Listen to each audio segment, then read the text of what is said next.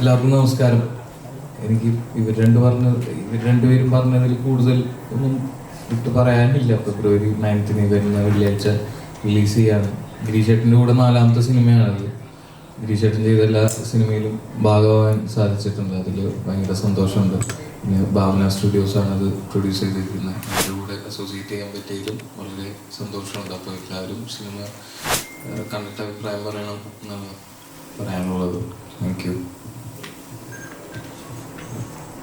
അമിത. എല്ലാവർക്കും നമസ്കാരം.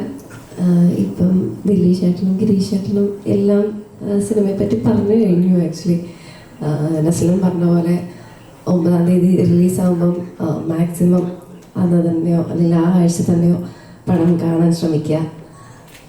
നല്ലൊരു ഫിലിമായിരിക്കും എന്ന് വിശ്വസിക്കുന്നു.